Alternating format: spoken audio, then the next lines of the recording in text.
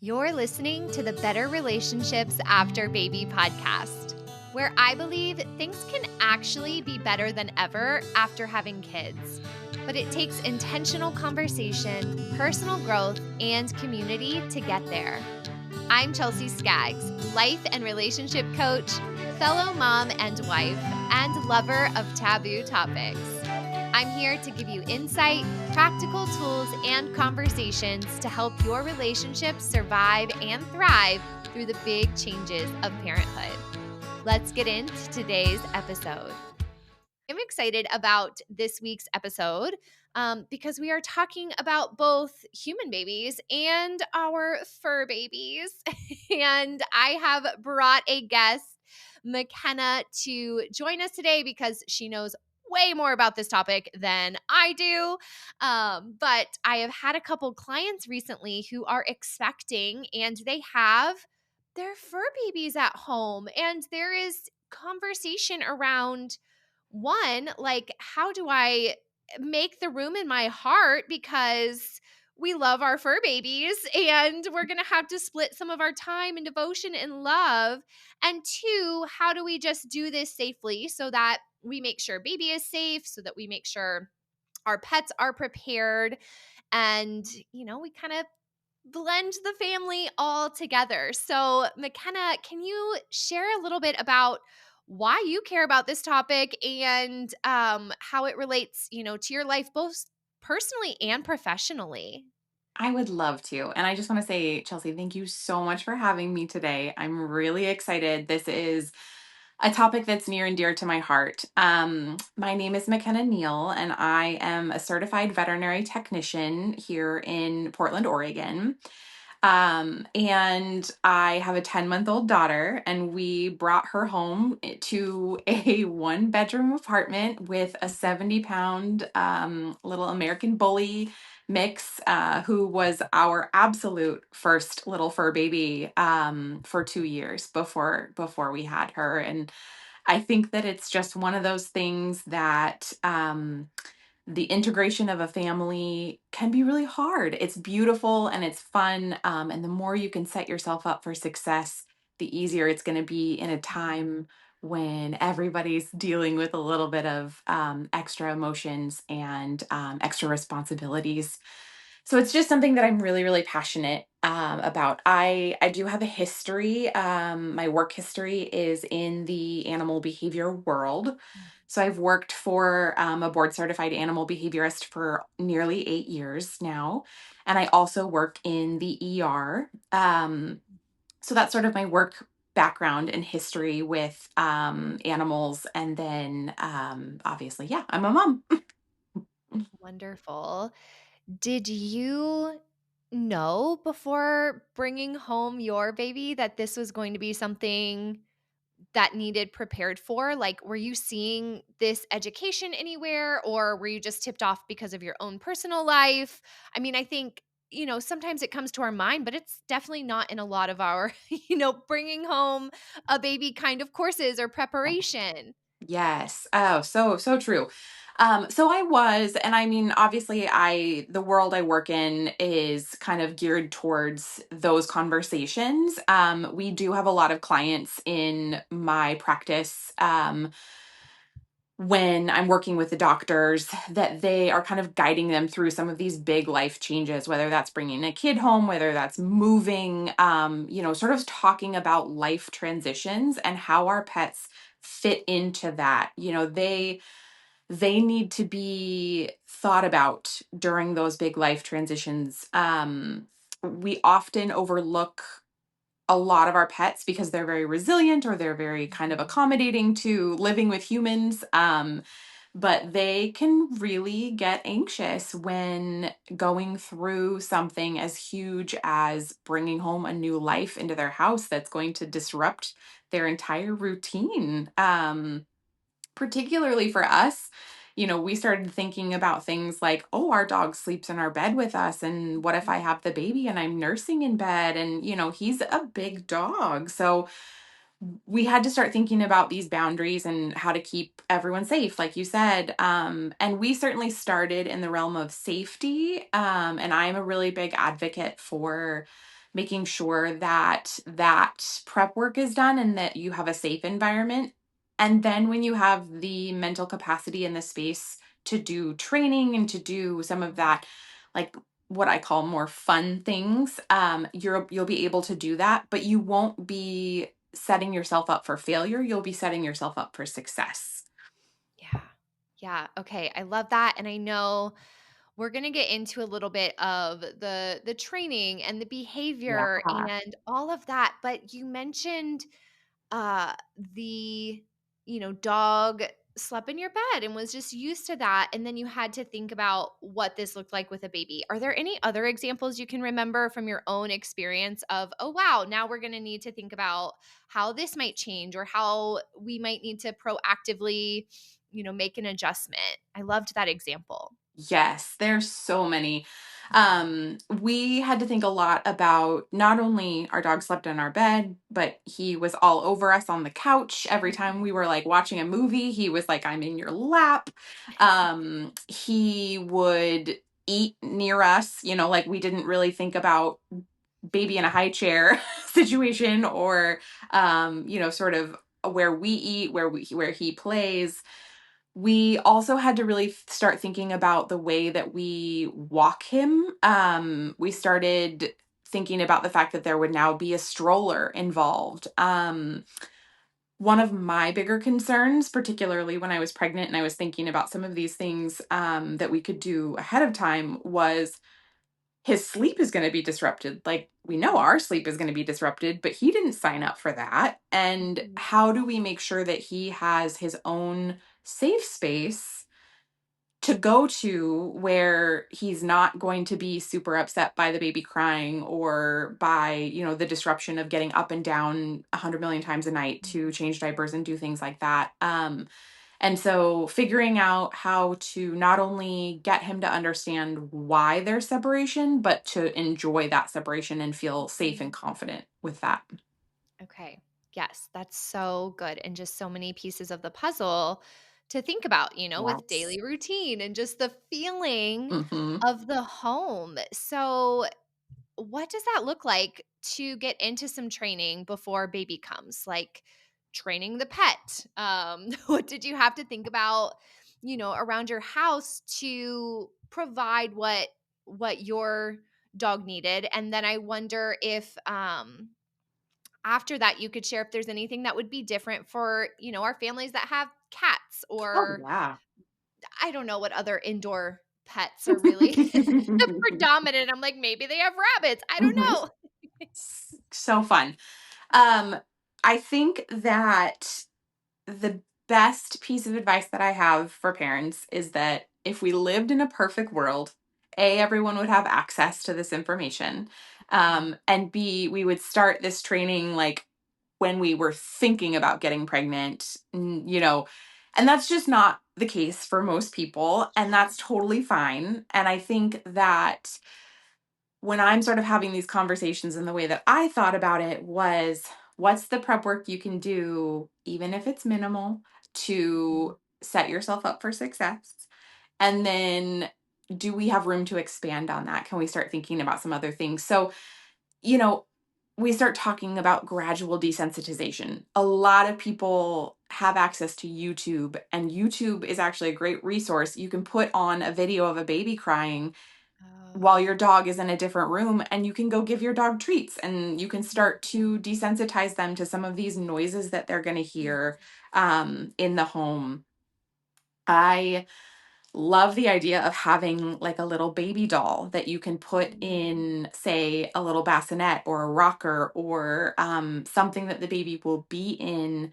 And you could put a little speaker in there that makes a baby crying noise, and the dog, you can help the dog to settle near that and give it Oh, treats. You can even play cooing noises, happy noises too, all sorts of yeah. different baby things. Um, Getting them used to the real world situations that they're going to be in. If you have access to your stroller before you have the baby, and you can go on a walk with your dog with the Mhm. stroller, so that they're not dealing with the stroller and the baby and the parents that are tired, those are the things that are going to really make an impact. so that it is not a foreign concept for your Mm. pet. And I am certainly focusing on dogs as we're sort of talking about this, but um, I think it's well worth having a conversation about other pets in the home, Mhm. particularly cats, because they Mhm. are a whole nother whole nother entity. Yeah.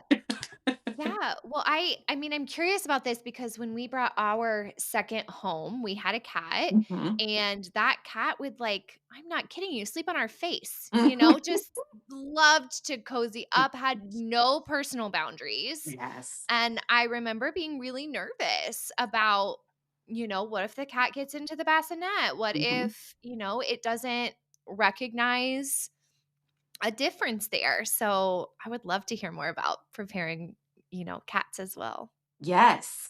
And it's not something that I have personal experience with, but the people that I know that have brought babies home with cats, I think the thing that's the most striking to me is you're now dealing with an animal who maybe isn't always as attached to you as particularly like maybe a dog is, Mhm. trying to follow you around. They sort of have their own, independence. Mhm. um, and that can both make it easier and harder because you can't use the same baby gate for a cat that you can for a dog. They'll jump over it. You Mhm. can't necessarily use the same reinforcement that you would, for a dog as you would a cat. They Mhm. respond so differently.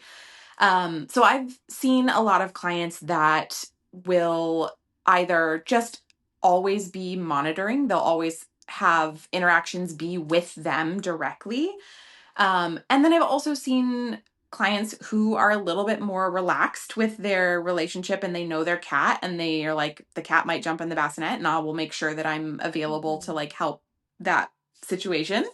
Um, but I think that the best advice that I have both heard and that I give is you don't want to put yourself in a situation where all of a sudden you're uncomfortable and you don't know what to do. And Mhm. so I think that there are a lot of opportunities to see how your pet will react before you're in the space with a baby. Mhm. So again, kind of harkening back to putting a baby doll Yeah. in there, especially I think with cats, if you can put a baby doll in there with like a little hot pack.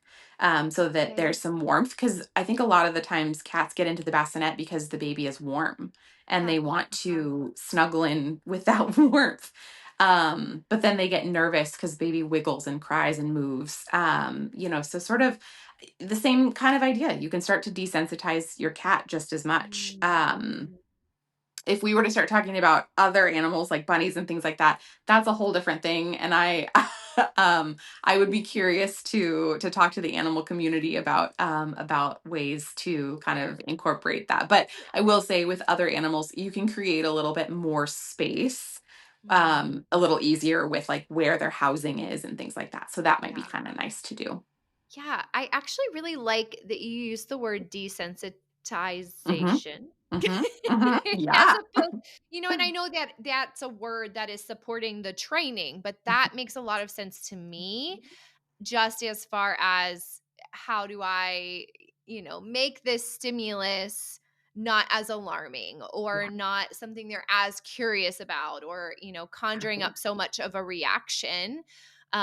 We have a golden doodle at home who is a ball of spunk and love and is not the smartest dog on the block either.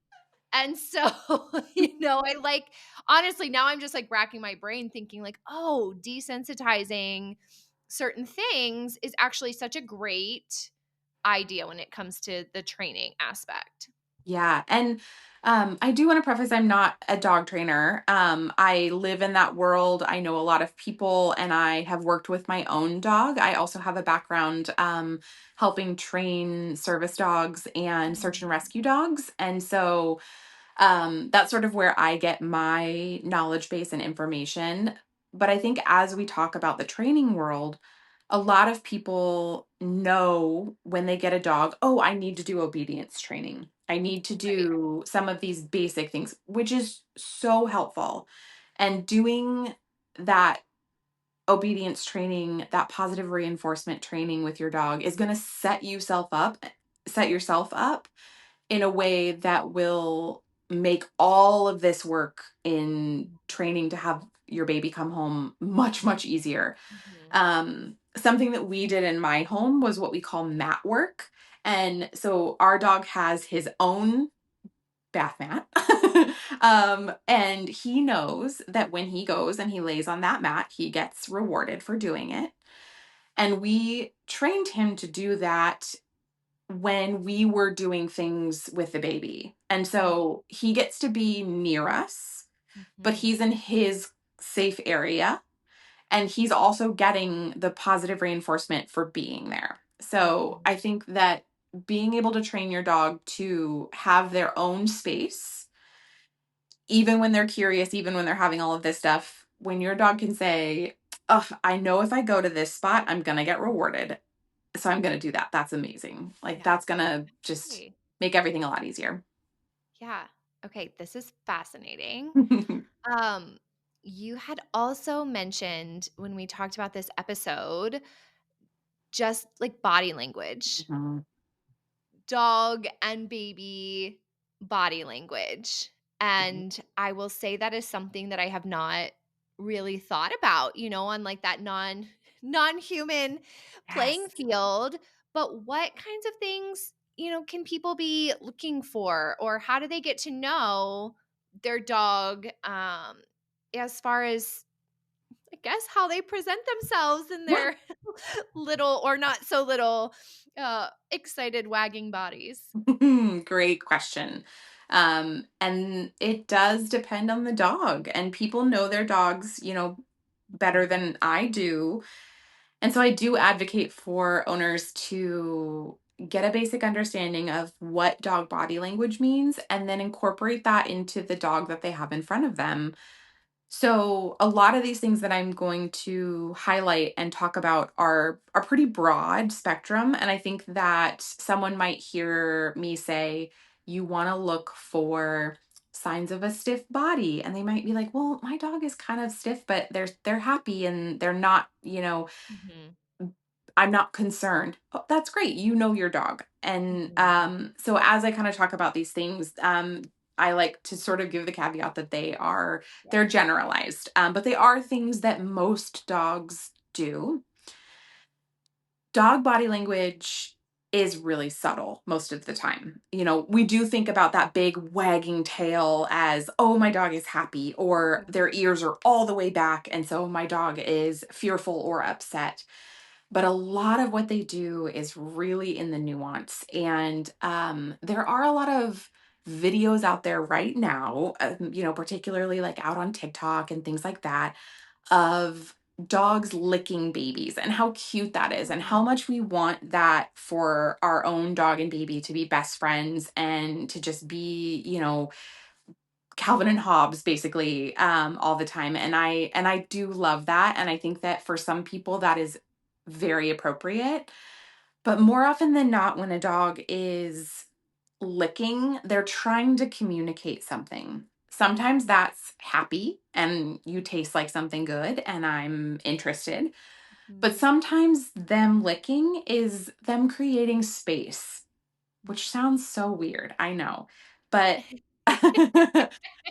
that is their way of saying, you're a little too close to me. I'm going to Mhm. lick you so that maybe you back off. Mm. The other things that you'd want to look for that would maybe give you the signal that that is this type of licking is their body turned away? Are they moving their face away when they're being touched?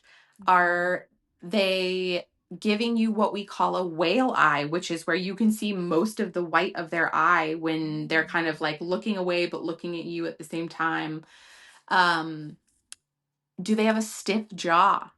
Are their ears loose or back?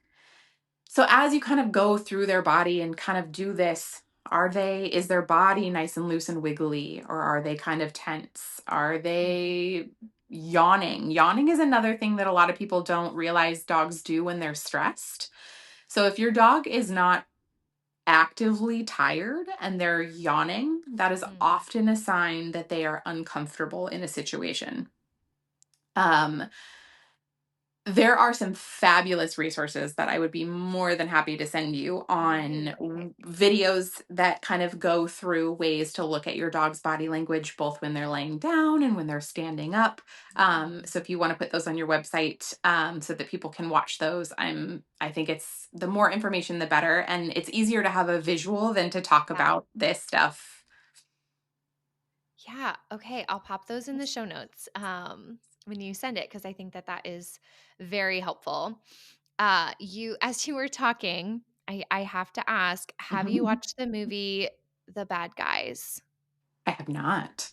Okay, this is a cartoon. It's animated, Mhm. but it's like a fox, a wolf, a shark, a piranha. Like those Fun. are the characters. Mm. But it's really interesting to me when they're, like, talking to the wolf, who is kind of a main character, and it's just such a super cute movie, I love it. Aw. I love watching it with my kids, but they are, committing crimes. They're like this little mob that goes out and does stuff, and then somebody starts speaking to the wolf and, like, speaking to him being good, and he notices his tail wagging and, like, his body relaxing, and then he has this internal conflict, right? Like, "Oh, I Yes. do wanna be good, but my whole identity is robbing banks and all this stuff."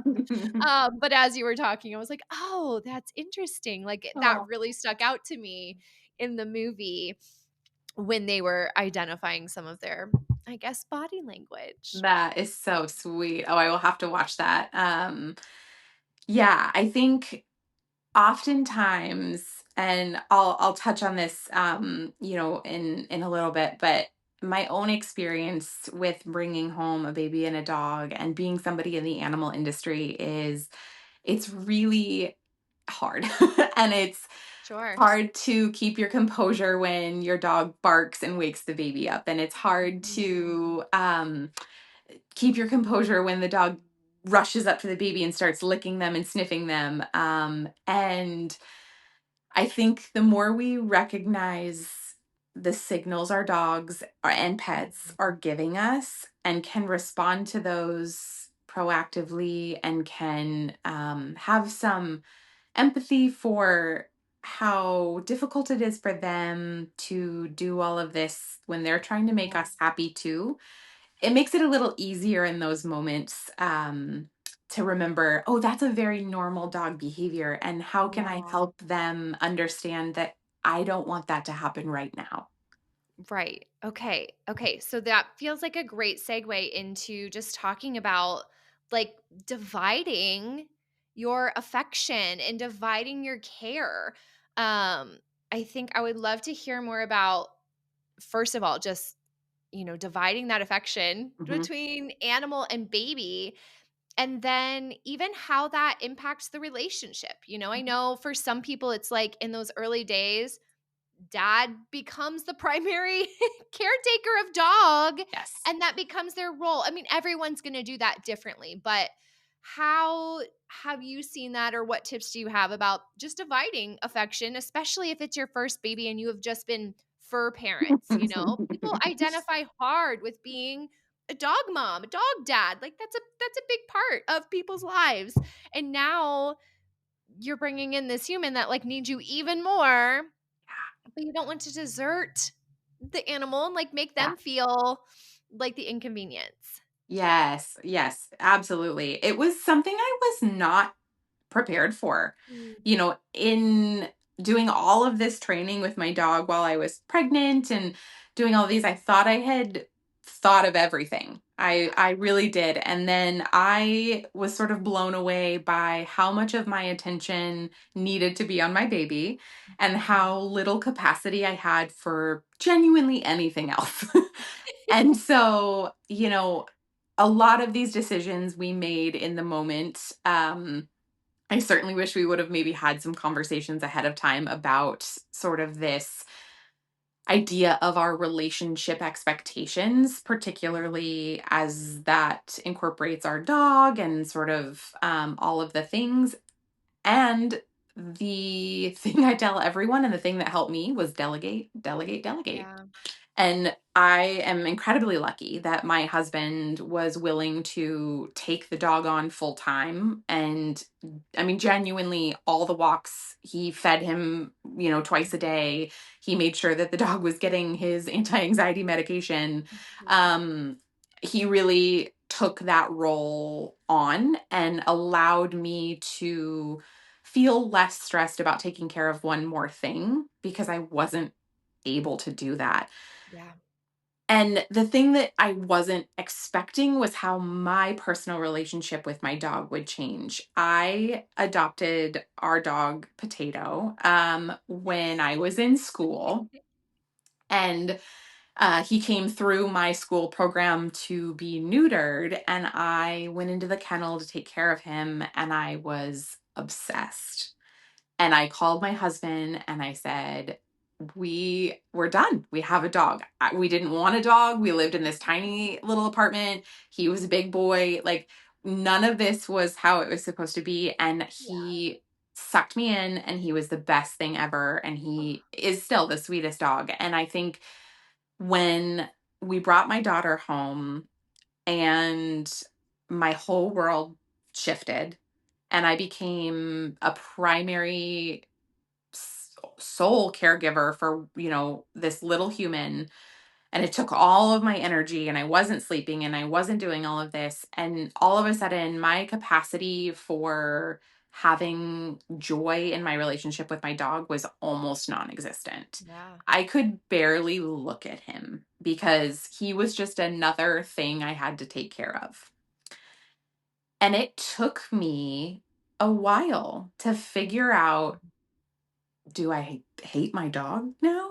Am I a horrible dog mom? Am I like, you know, all of these things? And that comes with guilt, and that comes with postpartum hormone shifts, and that comes with all of these things. And um, so I think that everybody would tell me, give yourself grace, give yourself the space to say, things are shifting. I'm refocusing. I'm trying to figure out how to make all of these little things work. Yeah. And it's hard. It's hard. It's hard. And so try not to feel guilty that your relationship has changed with your dog or your cat or your animal, because it will come back around. You will figure out how to make all of these pieces work. And in those moments when you can't, having your friends come over to walk the dog, having grandma and grandpa come over, and or even have grandma and grandpa take the dog for a weekend, and Mhm. spoil the dog gets to have, somebody to be its primary person too. That was a big thing that we would do. Was we have a few friends who are just in love with our dog, and we're like, oh, we don't have anything else going on, like, we'll take him and we'll just go to the park and we'll do all these things. And we were Yeah. like, yes. Yeah. Yeah. Say yes to help. 'Cause that it feels really scary when you have this attachment and this love for this creature, and then all of a sudden you're just frustrated and angry that they're not Mhm. incorporating themselves into this new situation the way that you want them to, Yeah. and sort of remembering that, their life has upended too, and Mhm. they don't have the English language like we do to talk about Mhm. it. And so it can be a very stressful time. And I think that the more we, kind of acknowledge that and talk about it, and the more that we say it's okay if your dog doesn't get out for a 2-mile walk anymore, they just go to the backyard for today. Is it the perfect situation? No, but they're safe and they're Yeah. comfortable and they're getting their needs met. And you will loop back around and make sure that they're getting all the enrichment that they can. Yeah. I appreciate that thought of kind of adding the animals to ways that people can support you.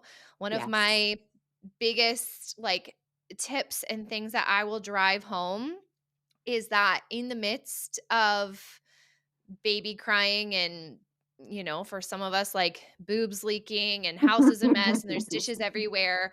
And sometimes people will be so well intentioned and be like, hey, how can we help? And in the moment, I just remember being like, I don't like, there's a million things. I don't even know Yes. where to start. And so I'm always recommending for people before baby comes or as soon as possible to create some kind of list that the partners can access, they can own, delegating, you can be adding to it, but some of those things like tr- cutting the grass in the yard or Yes. pulling weeds or taking care of the porch. And I think that animal care is such a great addition to that, because usually what we need is not someone to come hold the baby and Correct. look at us like, awesome, I'm so glad that you want to be a part of my child's life, but like, if you're asking, can I help? Mhm. Let me tell you how you can actually help. Truth. So that's a really good point. Yeah, I think one of the shocking things for me too, as my daughter has continued to grow, like now, that she's kind of more mobile and she's crawling around, is all of a sudden I was like, oh, there is fur everywhere. I vacuum enough, but like not enough. And, each little iteration, you'll find something that surprises you about the things that are hard to have dogs and Mhm, babies with, mhm. and you'll find new appreciation for kind of that chaos.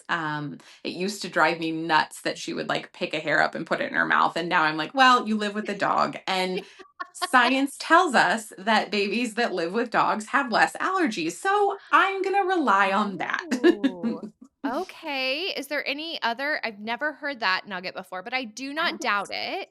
Are there Yeah. any other, like, nuggets like that? Or Yes. Yeah. what are So the benefits of raising baby and dog together? absolutely. Yeah, there's some really good scientific research that babies who are raised with a dog in the home from birth have less environmental allergies than babies who Oh, don't.